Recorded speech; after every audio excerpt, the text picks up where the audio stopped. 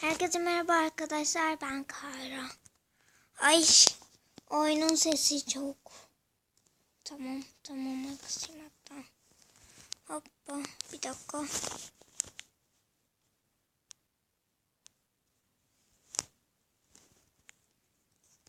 Açılmıyor.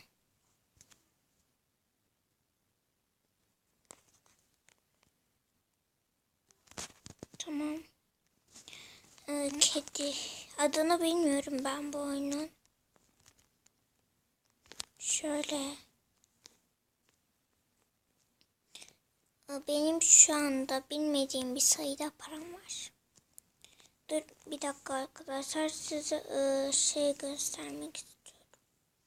Bu oyunu tanıtacağım size.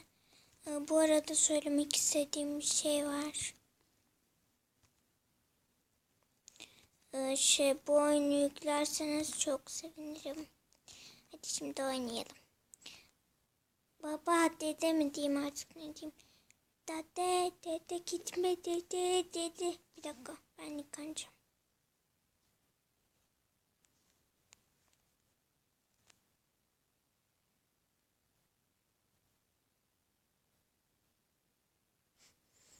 Yıkanıyor şu anda kedi. Evet, çıktı.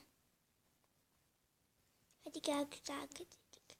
Sana bir de hoppa banyo yaptıralım. Hadi. Neden olmuyor? Şu anda suyun içindeyim. Boğulacağım. Boğulacağım şu anda. Boğulacağım. Baba bak, ben yüzüyorum.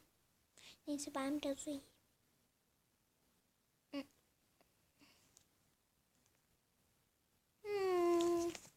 Uyuyorum şu anda. Ben 100 kazanacağım. Öbürkü videoda size kedileri tanıtacağım. Bugün sadece oyunu tanıtmak istedim. Ben biraz yemek yiyeyim.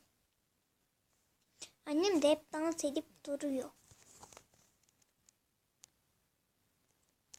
Arkadaşlar, bu oyunu bilenler zaten zevkli olduğunu bilir. Ben şunu hiç anlamadım. Neden anne hep dans ediyor? Bir de yürürken şu sandalyeyi götürüyor. Ay. Hop gideyim şöyle. Televizyonu ters çeviren bir kediyim ben. Çok güzel bir kediyim ben. Bir dakika, annemlerin dolabına gidip biraz para çalmak istiyorum. Para çalmak benim içimdir ya. Paralar. Hadi paralar. Gelsin paracıklar. Ay. Payacıklar. Güzel payacıklar. Ay, babam daha şekleneyim. Miau. Woohoo. Biraz da kitap yıkayayım.